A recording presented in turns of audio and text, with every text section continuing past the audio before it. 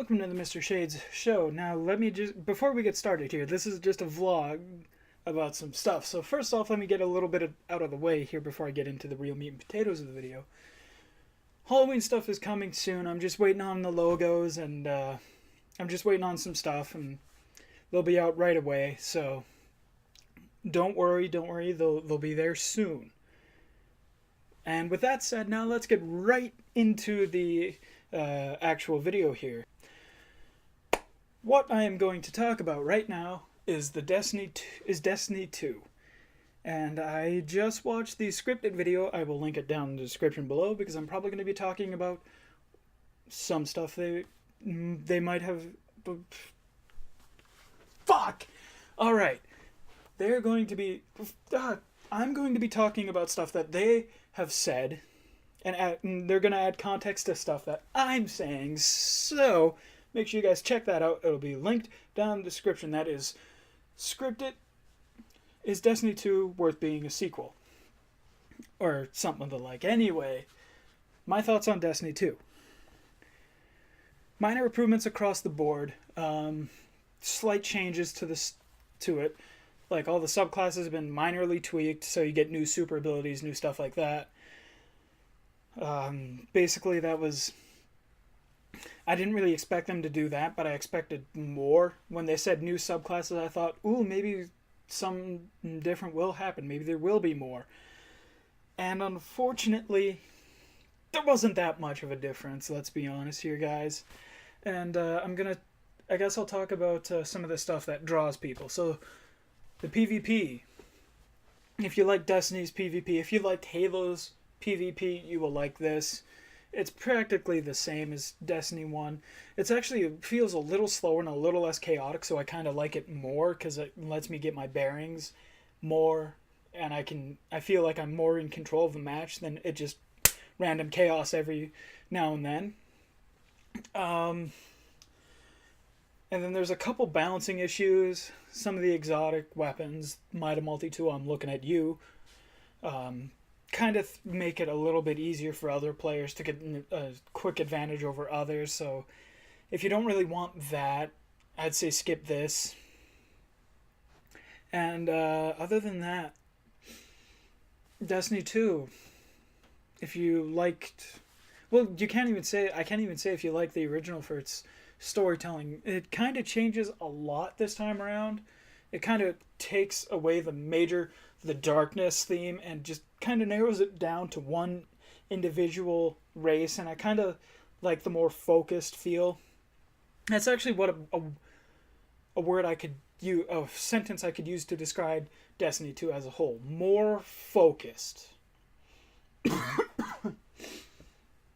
Excuse me, because it feels more focused. It feels like they knew more about what they wanted to do and more about, like, the story they wanted to tell, more about the gameplay they were going for. And that's why in the advertisements you mostly saw them making the jokes about the loot, because that's what everybody plays Destiny 2 for, or Destiny for, was the loot. So that's kind of interesting.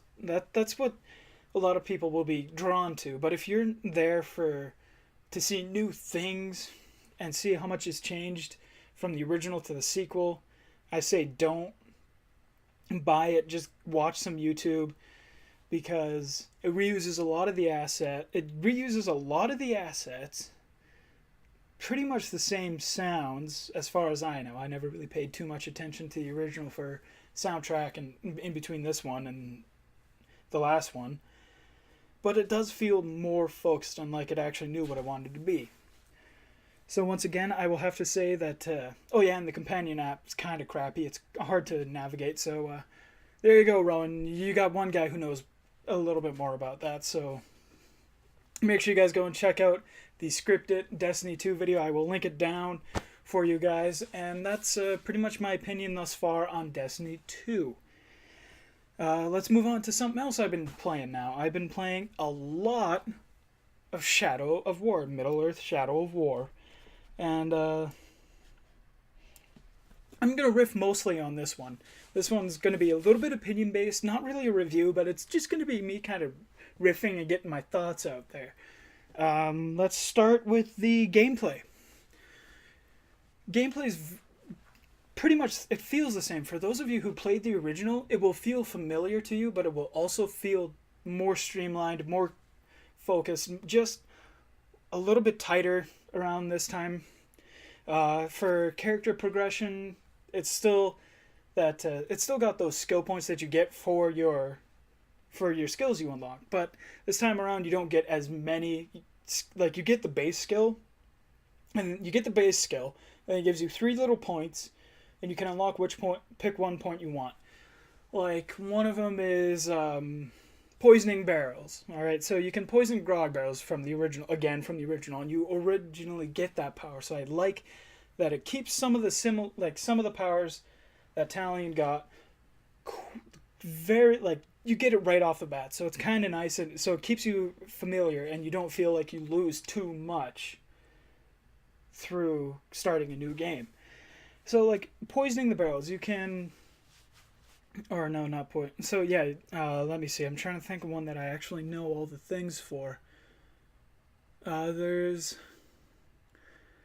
I don't know, like, they're little tweaks, and you can only equip one of those 3 mini trees on each perk at a time, so I kind of like that, so you can really focus in what kind of gameplay you're going for. Like, I'm going for the ranged stealth guy, so I can pop all the grunts in the head with an arrow and then just stealth attack the captain. That's the way I play it. You guys may not play it the same way I play it, but I play it like that, and you guys can call me a bitch if you want to. I prefer to call it being smart. Anyway, so that's gameplay. And I guess after that, we move into the story. And I won't give away too much spoilers, just stuff that was outside of the advertising or things that happened in cutscenes that we've already seen. So, first thing is Talion and Celebrimbor make a new ring. Okay, that's fine. That's fine. As a big fan of the original stuff here, that's fine. I'm open to the idea, but what I'm not open to is you don't even get to play with the ring's power, so you know what you're doing. The ring's taken away immediately. Right off the bat. By none other than Shelob. Now let me talk about Shelob for a bit here. Shelob, the giant, mean-looking, ugly-ass spider that attacks Frodo, yeah. She's a woman. She's a woman in this, for the most part. She transforms from the spider to this black-haired, green-eyed woman. And a lot of people are like, a lot of people are on the fence about this.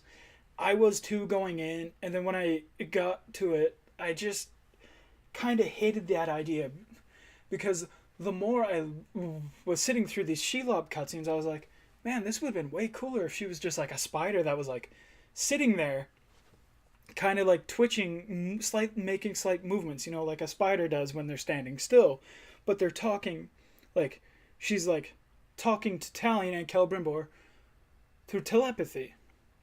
And to me, that would have made it a little bit more visually interesting, instead of like having like kind of weird ass sex appeal to it. It's weird. You guys will get what I'm going at when you see these cutscenes with Shelob. There's a strange like sex appeal thing that happens just because the way she's dressed and the way she moves, and that was the thing. But on the other side of this argument is the people who want more female video game characters, and I'm okay with this. Like, I would like a little bit more female video game characters, or give us the choice between the two, So, but this game also has 2 strong individual female characters. One of them is Idriel, the Gondorian soldier, who is, to me, very interesting, because she has this whole thing where she cares about the history and lore of Gondor and Middle-earth. So that kind of plays into her character, and there's a really cool, nice cutscene that I really appreciate, and you really feel her character come through in that scene. It's pretty early on, but it's still really good. Like, that is probably one of my favorite scenes so far.